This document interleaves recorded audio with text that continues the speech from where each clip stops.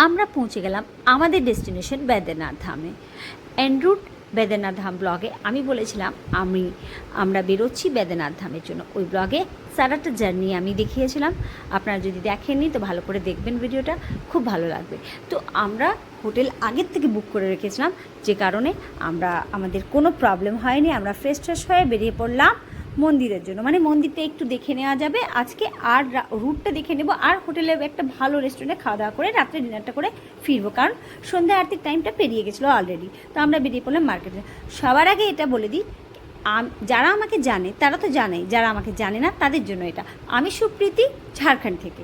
তো আমরা বেরিয়ে পড়লাম তৈরি হয়ে, ফ্রেশ হয়ে, চান টান করে, খুব একটা সারাদিনের জার্নির পর একটা বাত নিয়ে তৈরি হয়ে বেরিয়ে পড়লাম মার্কেট। ওখানকার মার্কেটটা খুবই সুন্দর, চারদিকে পেড়ার দোকান, খেলনা বাজার, মানে যেরম একটা তীর্থ জায়গায়, মানে একটা ট্যুরিস্ট প্লেসে হয়ে থাকে সেরমই ছিল। তো পাশাপাশি একটা সামনে কোনো একটা বিয়ে হচ্ছিল, মানে বরযাত্রী যাচ্ছিল। তো আমরা ঠিক রাস্তায় ওটাও দেখতে পেয়েছি। তো সবাই আর কি করে বাচ্চারা বলছে কি আমরা বারাতি।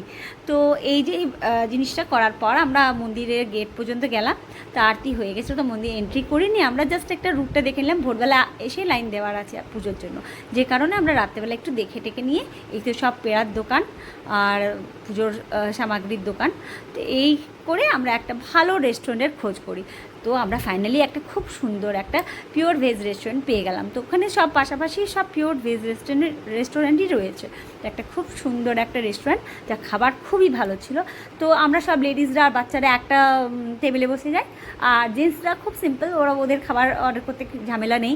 ওরা তন্দুরি রুটি, পনির, আর পনিরের দুটো আইটেম ওরা বলেছিল, তো ওদের খাবার চলে এসছে, ওরা ফটাফট করে খেতে বসে গেছে।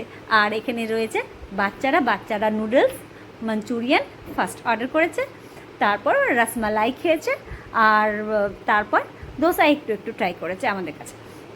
তো যাই হোক, আমরা সব মশালা ডোসা অর্ডার করা হয়েছিল, কি রাত্রে ডিনারটা আমরা একটু মানে এইভাবে খাবো। তো প্রত্যেকটা লেডিজই বললো না ঠিক আছে আমরা মশালা ডোসা খাবো, রুটি সবজি তো রেগুলার খাতেই হ্যাঁ। তো আমরা সব মশালা ডোসা নিয়ে খেলাম। তো খুব টেস্টি ছিল, খুব ডেলিশিয়াস ছিল, খাবার খুব ভালো লেগেছে সবাইকে, সবাই এনজয় করেছে।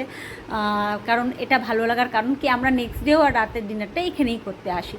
তো কারণ আমরা যে কোনো জায়গায় ঘুরে টুরে রাত্রেবেলা তো হোটেলের কাছে চলে আসছি। হোটেলের কাছেই এই হোটেলটা রয়েছে, মন্দিরের পাশাপাশি সবটাই পেয়ে গেছি। তো আমাদের লজটাও খুব ভালো, ওটা মানে গভর্নমেন্ট রেজিস্টার্ড, মানে ঝাড়খণ্ড গভর্নমেন্টের হোটেল। তো আমরা অনলাইন বুক করেই পেয়ে গেছিলাম আগের থেকে। তো আপনাদের কেমন লেগেছে আমার ব্লগটা, লাইক কমেন্ট শেয়ার একদম করবেন। তো হোটেলে বেরোবার সময় মুখ ভর্তি করে পানমুড়ি আর মিষ্টি চিবিয়ে চলে আসছি আমি।